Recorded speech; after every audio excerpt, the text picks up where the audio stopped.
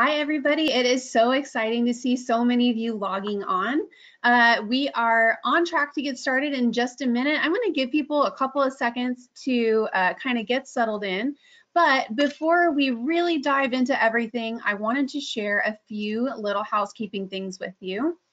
One, if you're not familiar with me, my name is Abby Jarvis. I'm a part of the team over at QGive. We are all about online fundraising and helping nonprofits succeed at doing that. But we know that one of the most important pieces of having a successful fundraising strategy is having a great board. And that is why I'm so excited that Crystal is here with us today.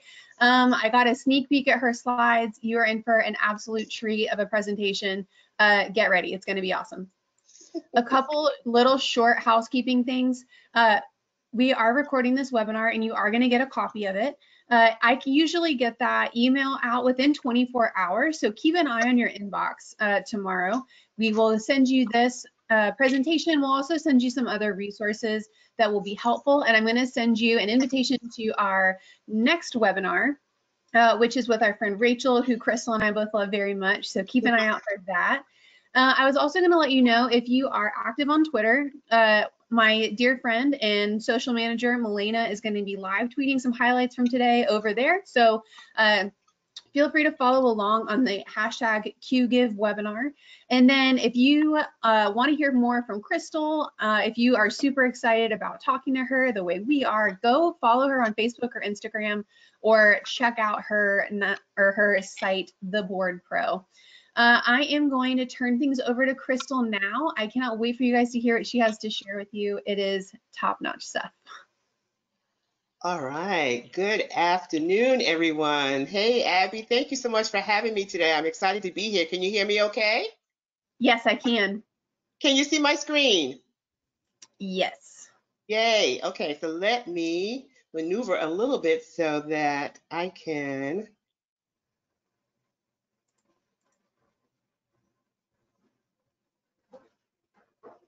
All right. All right. Well, here we go. Happy Thursday, everybody. I hope everyone is doing okay. I'm psyched that it's almost Friday. It's been a really good week. The rain has stopped here in Atlanta and the sun is out. And so for that, I am grateful. So my name is Crystal Cherry, and I am excited to bring you a presentation today. Make room for them, changing the racial composition of your board. So I want to share a little bit about me, as I think most presenters should share a little something personal, so that your audience knows who you are and can connect with you. So I am a mompreneur. I have an 11-year-old son, and I own my own firm, which is the Board Pro, as Abby has mentioned. And anyone else who is a single mom who is juggling their own firm or their own business, or even a regular 9-to-5, I just want to give you a high five today, because Lord knows it is so tough. But I'm a mompreneur. I'm a native New Yorker, so periodically you may hear a New York accent come out, although I've been gone from there for 25 years, but people can still hear my northern accent. I am a board consultant. I am a board member, a member of Toastmasters. I'm a volunteer, a lover of anything purple, and you will see that I am decked out in purple today. If you can see me, I have on my Good Trouble shirt. I have on my dangly. I got dressed up for you guys. And I'm a Snickers groupie. So if you ever want to give me something for my birthday, send it in chocolate, particularly Snickers. Roses are pretty good as well. So here's what you should know. Many organizations struggle to identify the right leaders. So if that's you, please don't feel bad. You're in good company. There are a lot of organizations who are struggling right now to find the right board members for their organization.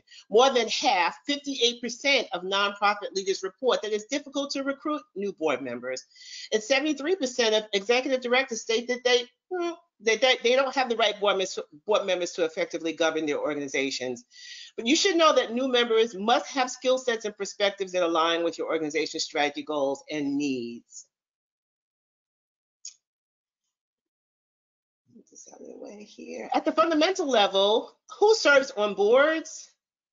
impacts how it functions and the decisions it makes. Board compositions are not one size fit all, but if the board is homogeneous in any way, it risks having blind spots that negatively impacts its ability to make the best decisions and plan for the organization. Blind spots created by a lack of racial and ethnic diversity may result in strategies and plans that ineffectively address societal challenges and inequities and may even reinforce them.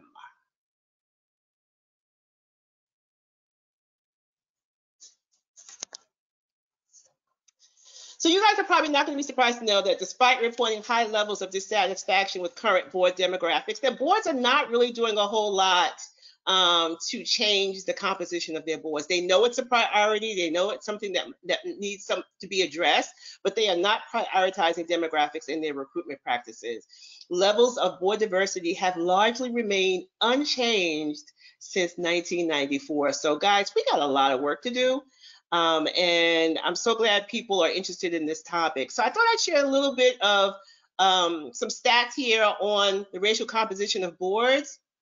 African Americans represent 7%, Hispanics 4%, other 3.5%, and I hate the word other, but that's what they use in research, and whites 82%. So nonprofit board members are still predominantly white, and it's really sad because Lord knows there's so many people who would love to serve on boards, and we're going to talk a little bit about that. But let's talk about how boards are changing. The role of the board chair has become one of the most important decisions that a nonprofit can make. Boards are shrinking. About 80% of boards are actively recruiting for new board members now. So the average size of a board used to be 19 back in 1994. It is now 15. And I suspect it's because people are busy and they don't want to make the commitment. And as I shared already, some nonprofits are stating that they're having trouble finding leaders. Board chairs are now looking for deeper business expertise, greater diversity, and new skills on their boards to deal with the new realities that we're all dealing with. This is now serious work. The board chair in the 21st century should look different and will have different things to deal with. So they have to set the culture and expectations of all board members. They need to guide a consensus to a group of people to work together on behalf of the org. They have to create harmony, right? To turn the organization around and create a new culture. And they need to keep those board members motivated to continue to participate and give. And that means, calling them a couple times a year just to say hello, find out how their board experience is going, if there are anything that we can do to make it more rewarding, if we're leveraging all the resources that they have as board members and their skill sets. And that is how you make sure your board is engaged. They have to achieve successful governance by ensuring that the right individuals are recruited from the onset, the expectations are being set, and the level of accountability is understood by all. And that is really an important responsibility of the board chair. It's understanding and making sure that your board understands the accountability of being on the board, and that it is a commitment, like a job. Just when you take a job and you commit to everything the job requires, being on the board is the same exact way. And the board chair also has not to be afraid to propose to make changes when changes are necessary. So the role of the board chair is one of the most important decisions that a nonprofit can make these days. Let's talk about why board diversity matters. We need to have board members who represent the constituents that our nonprofits serve. And we know, just by the facts that I just shared, with 82% of boards being predominantly white, with serving on nonprofits that often work in low income, urban, marginalized communities that are people of color, that they are not equally yoked, right? So there are moral and ethical arguments for diversity and inclusion. Diverse boards have increased internal operating efficiency. I mean, I have heard that boards that are more diverse, they just operate more, they are more productive, they raise more money. There are better business outcomes. Changing demographics of the general population means that the talent pool will look very different, and nonprofits must engage more than the stereotypical board member, which is the average age is about 65. But did you know some things? Did you know that organizations founded between 75 and 99 has the largest percentage of African Americans? Hispanic and African American board members serve mostly on boards of education nonprofits. And in 2060, U.S. women of color will rise to be more than half of the population. Health and Human Services nonprofits have the most diverse boards. Companies are now being urged to scoot out white board members, have them move over to make room for people of color at the table. And that there are a talented pool of people of color who are qualified and ready to serve on your board today. I'm telling you, they are plentiful. So we just got to figure out how to find them. So as I mentioned, it's time to make room for color. It's time to make room for them. 82% of nonprofit board members are white. 90% of board chairs are white. Women of color are the most underrepresented of all groups to serve on corporate boards, holding about 4% of the seats. Board members are still predominantly male, 55% and 45% female, and 43% of board members are between the ages of 50 and 64. So our board members are more middle-aged and older, but that's going to be changing soon. So one of the things that we need to do as we think about changing the composition of our board is that we have to learn how to shift the balance of power, because imbalances of power create opportunities for people who have always called the shots to abuse their authority. So that means they may exclude people of color altogether on boards, or they just might invite one or two just to say that they've satisfied a statistic, and that is not okay. So let's talk about what inclusive, ready boards look like. They have champions who are ready to do the work now. They are open to bringing along their peers and to learning about equity and inclusion. They're ready to to invest significant time, because this is not an overnight thing. Making your boards more inclusive and making them more diverse requires significant time and investment. So if your board is not ready, this is a process, this is strategic. If your board is not ready to dive in and do the work, they're not inclusive ready. They know that this work has to be in alignment with their nonprofits their nonprofits' broader culture, day-to-day work, and the communities they serve. And they have to be eager to have continuous dialogue around equity and inclusion. I'm sorry, guys, I feel like I'm stumbling over my tongue today, so bear with me here. So you're asking, what questions should the board ask before they're ready to recruit for diversity? So here are some questions they should consider. Is there race equity culture in the organization and on our board? What is the racial equity policies around board recruitment, and do we even have any? Are board members or the CEO willing to reach out to their people of color peers for suggestions? What are you doing at the board level to change your culture such that people of color feel welcomed and included and then want to remain on your board?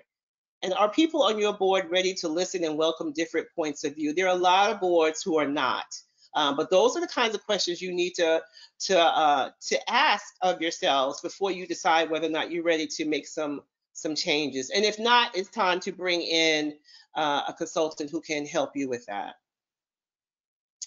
So I love this this model here that was created by Equity in the Center. This is a wheel that they have created that shows the cycle of building a race equity culture. And then there are these levers that go around the periphery of the wheel that move to help to make this cycle work. And so they call it awake to woke to work.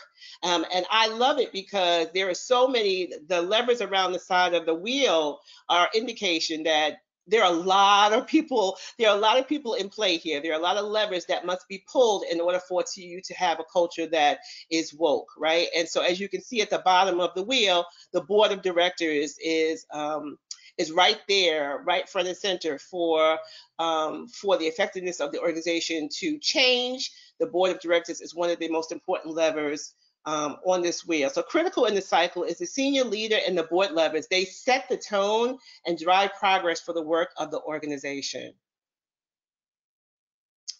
So let's say, for instance, you have a board that's moving from awake to woke to work. So here's an example. An awake board decides that they're going to add a policy in their bylaws to ensure that the board is diverse and representative of the community that they serve. It's just a matter of recognizing that we need to do something and change our numbers. It's just representation. And then you move to the woke stage, and There's a call for new board members emphasizing the need for people of color. The net is cast wide to yield a strong talent pool. And then the work happens when you create a DEI task force to ensure the board is monitoring its performance to nourish a race equity culture. And the chair of the board of that task force is a person of color. That's how you know where you really kind of have arrived. So you move through these different stages to create the race equity culture. And so, for instance, if you decided you wanted to add a policy in your bylaws around diversity and board recruitment, here's a sample of what it could look like, right? So ABC organization strives to build a board of directors that reflects the community it serves in regards to race, gender, and ethnicity. According to the census, our community is 79% Black, 10% Latino, 10% white, and so on. The program team has reported that our clients are 64% female and 36% male. So you want to take a look at all those numbers to make sure that your board is representative of the people who you are serving. So you want to make sure you have a nice cadre of talented and qualified women on your board. You certainly want to have a nice diversity. It looks like the community you're serving is predominantly African American, but that's okay. As long as you have a nice representation of people from that community, I think you're good. But therefore, our organization will strive for similar representation in the makeup of our board. And if these demographics change, then we will make changes accordingly to our board composition. And that's a simple policy that you can add in your bylaws to ensure that your board is doing a good job making sure that all people are at the table. You know, and recruiting people of color is a process. It's strategic. It requires discipline. You have to have deep networking, often beyond your own network. That means you have to tap into other folks' network. LinkedIn is a wonderful way to do that. There should be clear articulation of the organization's mission and ways that people of color can add value. And if you need to do so, you can hire a recruitment consultant like me. But it isn't about speed and ease. It's about getting it right. So this is serious work. So, I just thought I'd throw in here, a recruitment plan. This is kind of sort of what I use when I'm working with my clients and creating a recruitment plan. So you want to have a diverse nominating committee. You want to create your board matrix, which we'll talk a little bit about in a minute. You want to create your board announcement and application. And then determine what sources that you will use to seek out your new diverse candidates. You promote your open seats on different websites and social media. And then if you have someone who on your staff who can do some prospect research on your potential board members, or you can bring in an outside firm if you have it in your budget to do some research on potential board members. Then your interviews will happen with your nominating committee, who will select your new board members and then bring them on and onboard them. And as I mentioned earlier about the board matrix, it's really a wonderful way for you to determine your skills and qualities and needs of your board. So you might ask questions like, well, do we need to find more people with lived experiences closer to the people who we're serving? Or is our board diverse enough to be able to benefit from different points of view? Or do we need more finance and legal professionals on our board? How about fundraisers, ambassadors, connectors? And so your board matrix, if done properly, should help reveal your gaps, and you'll know exactly who it is you're looking for, who is the ideal board member. So when building a pipeline for your diverse board members, you need to be intentional. You need to set intentional, deliberate, and calculated targets for gender, race, and ethnicity to drive the results that you want, right? You need to track promising professionals of color early in their career. So who's in their late 20s and 30s now who are rocking and rolling, who might be good assets to your board? Start, reach out to them now and start grooming them. Channel professionals of color into line functions where revenue and P&L responsibilities will lead to executive roles, like your chief development officer or your chief finance officer or head of programs. And these kinds of roles will qualify them and get them ready for board consideration. And appointing people of color to advisory boards. I love advisory boards because they can be a pipeline up to your board or a pipeline down. So If you have individuals who are not quite ready to serve on your board, but they have potential and they really are passionate about your mission, put them on the advisory board so they can be connected and start learning more about your organization. And then maybe in a couple of years, you can invite them to serve on the official board of directors. And or when your board member who's been serving for 4 or 5 years is ready to retire and roll off the board, then they can roll down into your advisory council. I think we need to cast a wider net to be able to find board eligible professionals. So you asked me, okay, Crystal, where should we go? We just don't know where to go. I don't know any people of color. Most of my friends look like me. I don't socialize with people of color. I'm not sure where to go if I want to diversify my board. I mean, I have 1 or 2 friends, but I don't really know where to go. Well, listen here. You need to really get on social media and start looking at some of the folks in your network and in the web network of other people to see who are the active folks in your community, who are doing great things, who are the movers and shakers in your local community, who are working in your local chapters of, 100 Black Men, or Jack and Jill, the NAACP, or the local Rotary. It doesn't have to be an ethnic organization, but someone who's moving and shaking in your community, right? You can build links to services that search for and match board members like BoardNet USA. As I mentioned, civic organizations, Jack and Jill, the links. How about Black churches? I mean, I go to a predominantly Black church. It's fairly young, probably about 3,000 members, all of whom are probably mid-career professionals. I mean, I would certainly reach out to my pastor if I were looking for board members to see if he'd be willing to make an announcement at church. But I'm bold like that. And you can publish your vacancies on your on websites like bridgespan.com, AFP. United Way here in Atlanta has a VIP program, which is volunteer involvement program, which I'm a graduate of, and it teaches people how to serve on boards, and then they match people to these folks once they finish their program. It's a wonderful program, and so you might have a United Way VIP program in your city, right? The Atlanta Women's Foundation here in Atlanta also has a board matching program. And then there are Facebook groups like the NPOC Unicorns, which is people of color nonprofit professionals. And I think there's something like 3,000 or 4,000 members on that Facebook page. So that would be a wonderful place to post. And then, of course, you can just, tap into your board members and have them to recruit folks from their network. So there are lots of places you can go when you're looking to diversify your board to find talented board members.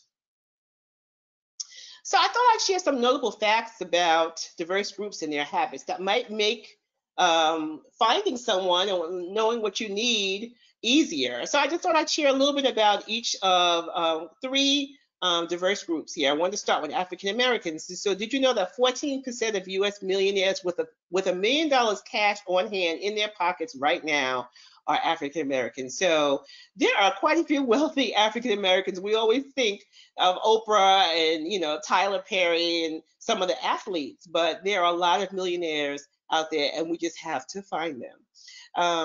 African Americans give or engage because of who's asking, right? We always go with people who we trust. And so if our pastor or our coach or the teacher or someone in our book club tells us about something and asks us to give to it or asks us to engage or attend an event, we go because of the person who was asking us to do that.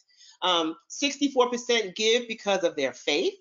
More than 30% give or engage because of family tradition or to better their communities. The Latinx group, largest minority in the United States, 50 million. Neglected as donors, widely underrepresented on boards. Cultural traditions inform their giving and their involvement. 63% of Spanish-speaking households give to charity. So this is a very benevolent group. And you more than likely, if you do some research and start reaching out, you're going to find some folks in this group who would be willing to serve on your board. Asian folks, 43% have a postgraduate degree. They're very tech savvy. They have an affinity for health and children nonprofits. And emergency relief is a great motivation for giving for them. And so knowing these different facts about diverse groups might help you to determine what persons would serve on your board that would benefit you. So if you're a health and children nonprofit and you need someone who has technical knowledge, then you might seek someone who is Asian. Or excuse me, excuse me, if you're in a faith-based nonprofit and you know that 64% of African Americans give because of faith, that might be someone you want to tap into. So I just say make sure you do your homework so you know exactly who you're looking for, what your needs are, and then how you can align them. The impact of diversity on board fundraising. I just thought these were interesting statistics. And so what this is basically saying is that if you have more women on your boards, it's likely that you're doing a lot of fundraising. Or if you have folks on your board who are 39 years or younger, which will be your, your millennials, that they are not scared to ask for money. And in terms of race, again, they're saying that Asians, boards that have a high percentage of Asians are rated higher for their fundraising performance. So then again, some important statistics that can help you to kind of drive and help you to decide who might be good to serve on our board. All right, so let's say you've done all that, you've done all your homework, you've found the right persons for your board, you've invited them, they've accepted, you're excited, everybody's ready to rah, rah, rah. What should you do? How do you welcome them and onboard them and make them feel like they're part of the culture? So I love seeing, all of these announcements on social media. This is one I just dragged off, I think, of LinkedIn, and it just welcoming 2 new board members, and in this case, a new chief financial officer, announcing their names, what they do in their careers, nice smiling pictures, nice diverse pictures. And I think that's one way to make them feel welcome, right? You can also announce it in, in your next newsletter, put it on your website, but just let the world know that you are recruiting qualified folks who can bring a wealth of talent to your board. And so when you're going to provide an orientation for them, it should be 2 to 4 hours, and you need to have your your board book that has all of your documents, your mission and your vision, and your budget, and your fundraising plan, your case for support. All of that needs to be in the welcome book. And this orientation should happen before the first board meeting. This should not take place during a board meeting. These new members should have their own private orientation. And then there should be an introduction to staff. Now, you might at their very first board meeting invite staff members to come and share a little bit about themselves and talk about something wonderful that's happening at the organization. I call those mission moments that make people feel good about being connected to the organization. And then you allow those board members to introduce themselves, celebrate them for the accomplishments that they have and the skills that they'll share. And then if you have the means, budget, you might want to give them a little gift, a little, pin, a t-shirt, or a pin that says, welcome, welcome, welcome, with the logo on it, front and center.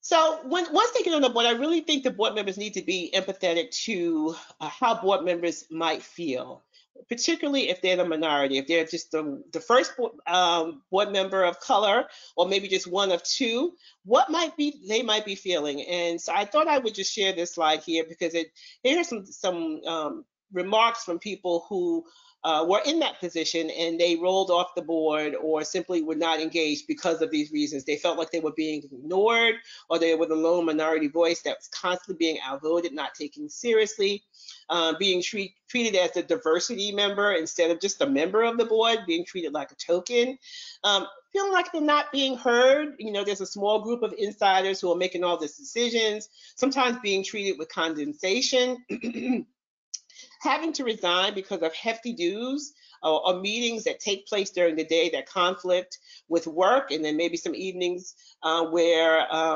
they conflict with parenting or caregiving responsibilities. And so those are the kinds of things that the board chair needs to be cognizant of when they're looking at who their board members are.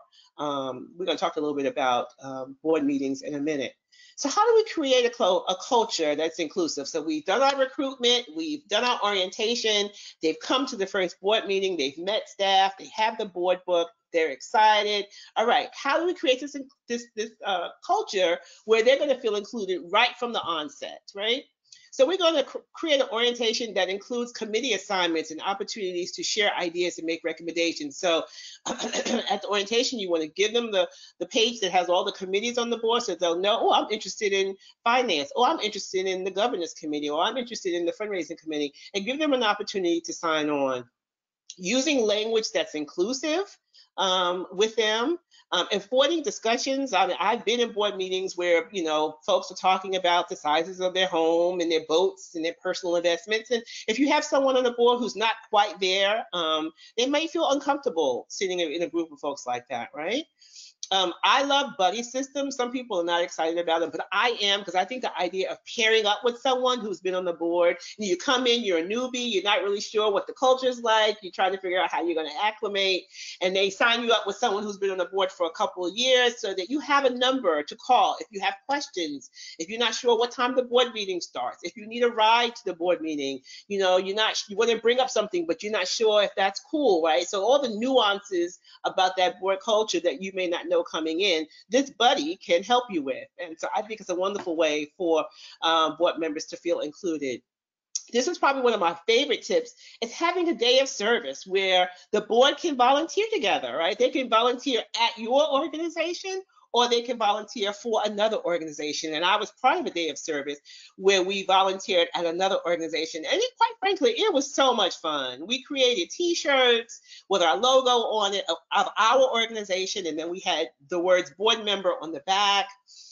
And then we went out, we did a walk actually, and it was a beautiful weather that day. We were walking and talking, getting to know one another. People were handing us water. There was music playing. We were talking about our kids and families, and it was just a wonderful way for us to get to know one another.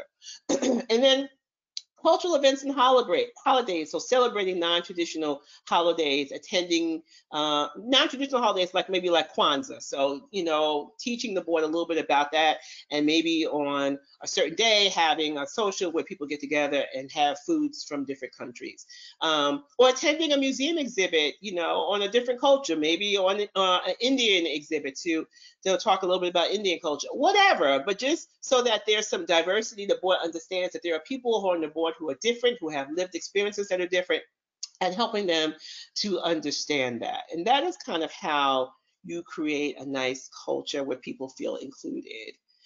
What about those board meetings, those dreaded board meetings? Lord, I remember when I was chief development officer, we all dreaded when the board meetings were coming, because that meant we had, you know, making 100 copies of budget reports and program reports and dashboards, and everyone had to be on their best behavior. Everyone had to wear suits and jackets that day. It was just something, you know, but creating a meeting culture where that feels inclusive. So you're holding meetings that are at convenient times, as I mentioned earlier, for people who have caregiving responsibilities. So if you do it in the middle of the day and they can't get off work, or if you're doing it right after work when they have to run home and get the kids off the bus, or make sure that, you know, that the grandma has something to eat, they're not going to be able to make your meeting.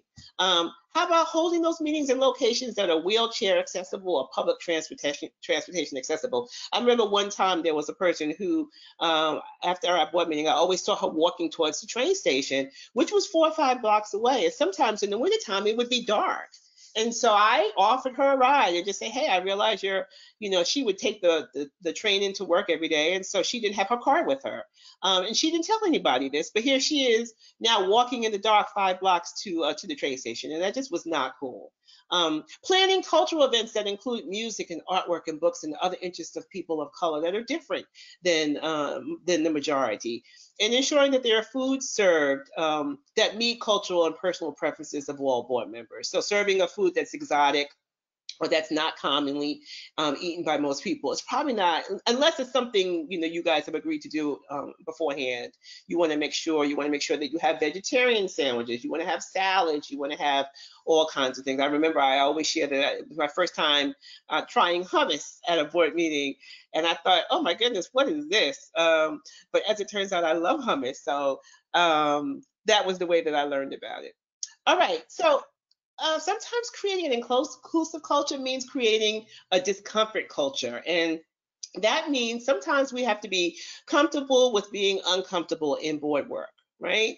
Particularly now where we're having these conversations about race and differences and biases and discrimination. Excuse me. We need to create an honest dialogue, a space for honest dialogue, a safe space for us to fumble, because sometimes someone might say something not even knowing they're saying something offensive or hurting someone's feelings. And we want to give them a safe space where they can talk. And that is the only way that we're going to learn about each other and learn about our differences and what we have in common. But we need to call out when there's tension. We need to address conflict when it happens.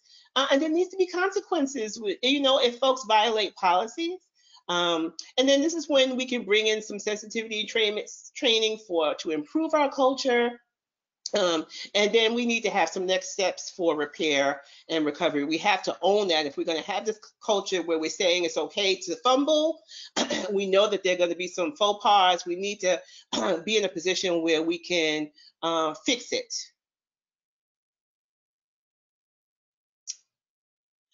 So, steps to become a more diverse and inclusive board. Before I stop and do this, I want to ask if there are any questions that folks are having. I've done a lot of talking and given a lot of information. Abby, what questions do we have before we wrap up? We've got a few. Okay. Someone did ask, well, a couple people have asked variants of this question. So they said that finances tend to keep underrepresented people off of boards.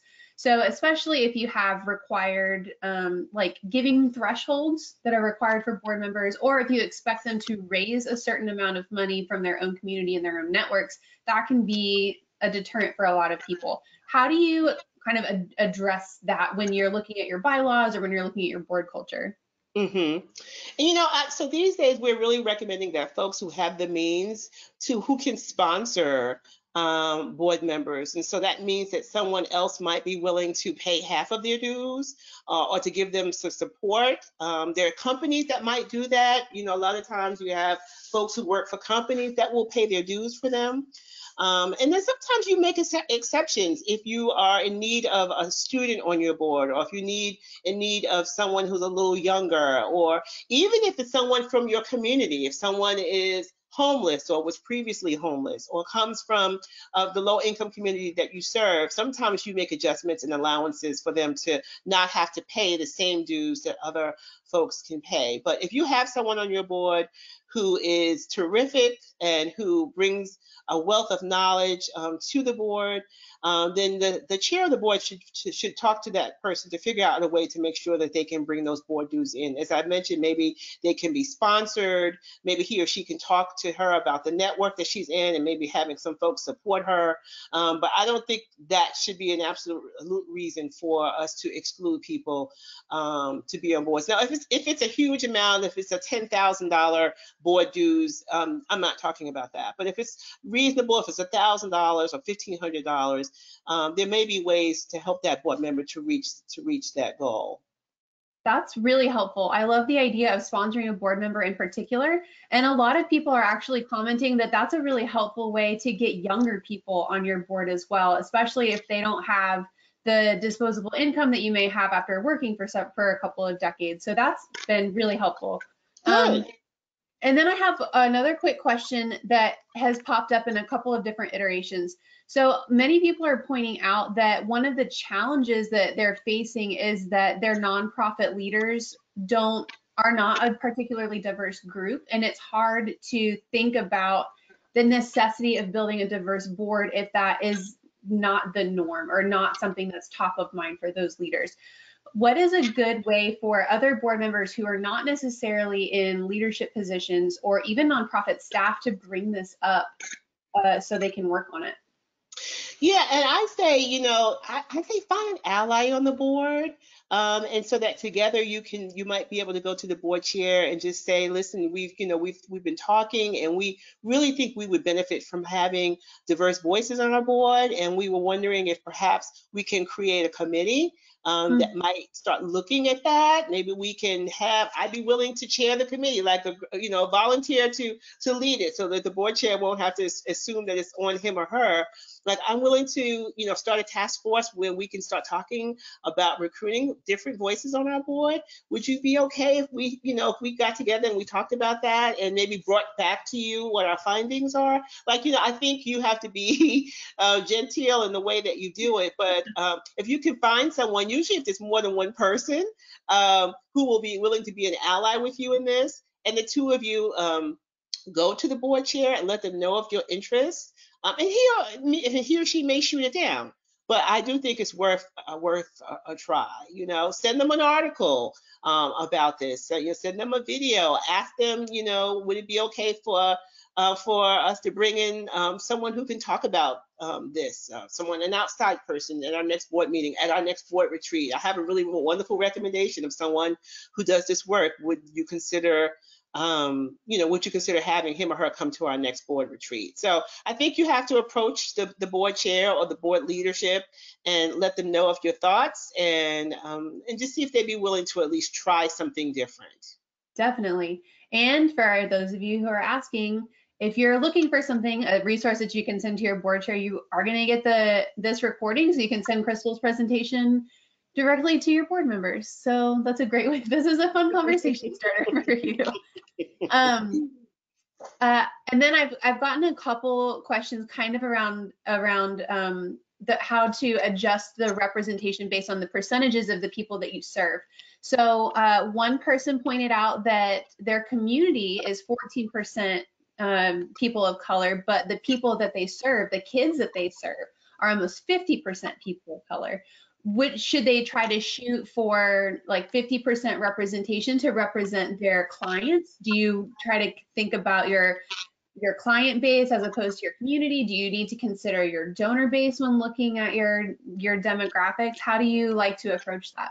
Yeah, I think you should look at all of those things. And so, 40 and 50% are pretty close. If the numbers were more disparate, I might be more inclined to say one or the other. But for them, it was 14% in the community, but their clients were 50%. Oh, I'm sorry. I thought you said 40 and 50. Oh, it's 14% with your clients and 15% in the community. Is that what you said? 14% in the community, and then 50% in your client base. Okay, I'm sorry. I would go with your clients because that's who you're serving, and you want people who are similar to your clients, at least can understand their perspective on your boards. I would definitely look at the clients that we're serving, even if the community that you're serving. There are some nonprofits who serve, all Black clients, but they're in a white community or in a more diverse community. So I would look at the community that you're actually serving. And you want to make sure, because here's an example. I remember I worked for a nonprofit, and this nonprofit was a homeless shelter, and they would often, at our annual event, they would bring the children of the families that we were serving out to come to meet the folks at our luncheon. They would come out and they would sing a song. But it wasn't until one of the Black board members spoke up and said, the children don't look groomed. Their hair is ruffled, their clothes are wrinkly, some of them's nose were running. Before that, no one on the board really said anything or paid or tuned into that. But the person of color on the board felt like the children, while they're cute and adorable and have no idea why they're in this shelter, and certainly not their fault, there may have been some exploitation, and really using them, of course, to pull some heartstrings, but give them some dignity so that when they come out, they can look groomed, And so she said, if they need help we can buy them all the same color shirts so they all have fresh shirts. And so sometimes having someone on your board who is tuned into the communities that you're serving really helps to make a difference. And prior to that, as I mentioned, I was not on this board. I worked for the nonprofit, but I was in the meeting when the person of color spoke up, and no one had thought of that before. So anyway. That's a wonderful point. Very good point. Yeah. We have enough questions rolling in that I could keep you here for the rest of the week. All right, well, I'm gonna move on. I'm almost done anyway. So once I'm done, then we can come back and I'll see if I can get through all the questions. How is that? That sounds wonderful. Okay, well, so here, I believe this is close to the end of my presentation, you all. Steps to become more inclusive inclusive and diverse board. So you need to employ your senior leaders to set the tone, as I mentioned earlier, particularly your board chair, to drive progress towards equity and inclusion. And if you have one who is resistant, doing some of the things like I mentioned, maybe sending him an article, asking to meet him or her for coffee and explaining how you feel and how, you have a friend who was at another nonprofit and they're doing a great job of diversifying their board, and you like to explore that with him. Implementing a formal process to assess board culture. A lot of boards don't do self-evaluations, and I really think it's really quite important that they do that because in my sessions, in my training sessions, I have them do a board report card, and admittedly, they will say, we're doing C&D work.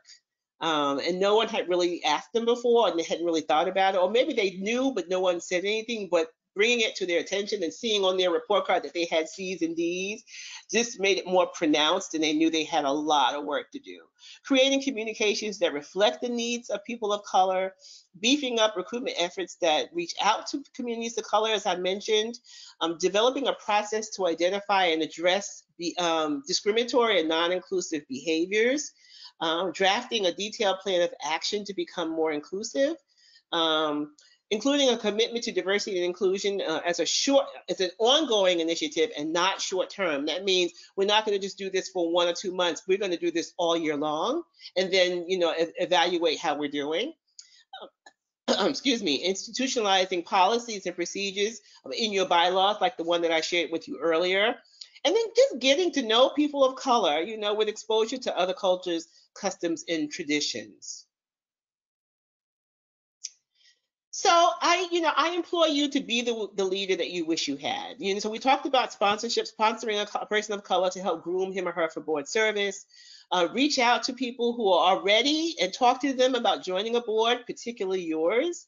And that could be even if you don't have an opening right now. You see someone who's doing really wonderful things in the community, and you're like, you know what, this is someone that needs to be in the pipeline. So when the next person is ready to roll off the board, we have someone ready to ask.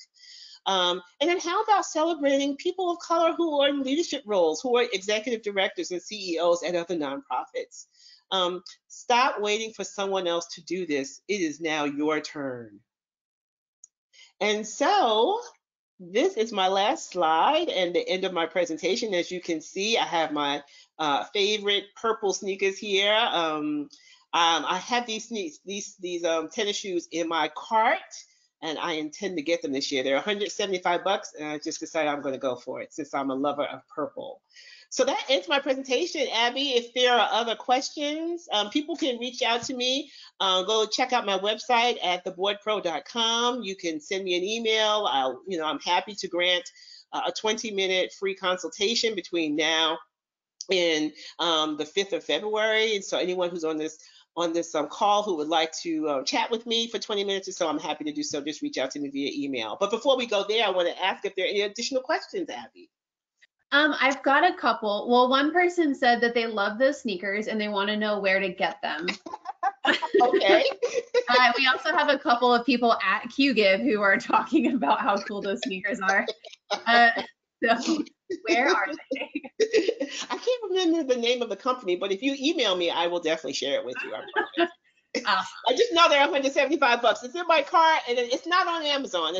It's a person who actually she is a creative person who makes all different kinds of T-shirts and things like that. And she'll make these, custom make them for you. Oh, that is awesome. Yeah, awesome. Yeah, they're so cool. So an interesting question that I had. Someone asked what a reasonable amount of time for a pipeline is. So if you know that you have board members that roll off every 2 or 3 years, how far in advance should you be building relationships with people to fill those slots? All the time. All the time. All the time. It's like, these days, I don't care how comfortable you are in your current job, and things might seem like they're going well. You should always be networking. Your resume should always be fresh and brushed up, because you never know when a good opportunity is going to come up, and you want to be ready, or there may be layoffs, or you are, God forbid, unexpectedly let go. If you now have to begin to oh my God, where's my resume? I haven't reached out to anybody in 6 months. No one knows you need to be all the time networking, kind of browsing the website to see who's who's hiring, who's not hiring. Oh, they just hired a new executive director, or oh my goodness, I would love to work there. Let me check. You should always be networking and looking to see who might be good prospects for you, even if you don't have a board seat, all the time. And even if no one's going to roll off in the next year, you might want to come to your board chair and say, I have 3 or 4 really good names that I think we should consider when a seat actually opens up, so that this, and then folks may or may not be interested, but at least you'll have some names to start asking. Perfect. When you are building those relationships, someone said that something that they personally struggle with people of any kind of background, is that it's hard to ask people to work for free, especially if they do have a job, if they're not retired, or if they don't have a lot of freedom with their work schedule. How do you approach asking people to invest their time and talents when you know they're working really hard, taking care of their families or with their career or with whatever else they're working on? And you're absolutely right. We all have 50,000 things going on in our lives, but we make time for things that are important to us. And True. so for those people, and there are some people who are just not going to serve on a board, it's just not their interest. But for those who have an inclination and who want to give back, who want to make a difference, who really feel like they have something else to offer besides what they do at work, there are a lot of folks out there like that. I mean, there's millions of volunteers every year. And so I think it's just a matter of asking people and letting people know. So what I would do, a simple post on social media. We're looking for board members, someone who's passionate about, homelessness, or someone who's passionate about hunger, insecurity, or human trafficking.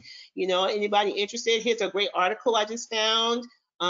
If you're interested in it, or I'd love to know your feedback about the article, like just start, kind of, luring people in by putting some feelers out there about your organization and the mission. So you'll get some folks that will respond, and they just say, hey, I see you've been responding to some of my posts. I have a great opportunity if you're interested in it. That is really helpful. And I think especially since I'm getting a lot of feedback from people that are saying that they are actively posting board member positions on different kind of recruitment websites and whatnot. I think that's a really helpful piece of advice. And someone asked for a little further clarification. As she's working on posting those listings, she asks, is it appropriate to identify the gaps they're looking to fill? Is it appropriate to say we're looking for women in this demographic? Is that appropriate? Absolutely. You absolutely want to share and let them know if there's a skill set you're looking for. We're looking for, women who are in the legal profession, or we're looking for people who love to be ambassadors for an organization. You have different personality types, different types. So absolutely let them know. Someone who is a connector, who has lots of connections. Yes, be clear. Let them know what they're getting themselves into, and let them know what you're looking for. That's really great. And it sounds like that's why it's super important to have a good board matrix. Absolutely. Absolutely. Perfect. Well, I've gotten a ton of fantastic feedback. Everyone is asking if they're going to get the slides in the recording. Yes. One of our more enterprising attendees went and found the sneakers. They found it. Yeah, they did. It's on Etsy, and it's Cat's Creations. Yeah, that's it. Cat's Creations. Yes. And then one final question, kind of before we wrap things up. Someone asked if they are looking for a sample board matrix, where can they find a good one? Well, I have one, but you can just Google it. You have lots of different examples on the website. Okay. Uh-huh. Very cool. Well, folks, what I'll do is as I write up the follow-up email, the email will include a link to the recording. It will include a link to the slides, a link to Crystal's website, and I'm going to include a couple other resources from her that can help answer some of these questions. So I'll find a link to a board matrix that will be helpful for you. BoardSource, Abby, BoardSource has lots of templates. I would suggest they go to boardsource.org. Oh, cool. Okay. Yeah. They have everything. Well, wonderful. Well, Crystal, you've given us so much great information. I have had so many people typing yes in all caps in the comments. People are getting really excited about what you've been talking about. Thank you so much for spending your time with us today. I know how busy you are, especially as a mom handling, I'm sure, all kinds of schooling stuff during the Yes. pandemic and managing your own business and gracefully giving us a little over an hour of your time. So thank you so much. Thank you for having me, Abby. I really appreciate it. Thank you, everyone, for being here. I hope this was helpful to you. Absolutely. Please keep an eye on your inbox. You're gonna hear from us. You're gonna get these slides. I promise I won't let you down. All right, everyone. We will talk to you soon. Rachel Weir's presentation next week. There's going to be a link to that in there as well. Crystal, Rachel you Rock. want to? Oh my Rachel gosh, she's so good. She's so good. All right, Crystal, I will talk to you soon. All And right. someone I will hear. Oh yeah, and someone asked for a link to the sneakers. I will include a link to the sneakers. I promise. All right, Yeah, everyone. we should start a club where we're all buying these sneakers, guys. That would be so awesome. All All right, right, you guys take everyone. care. Have a good Thursday. Thank you. You too. Bye-bye.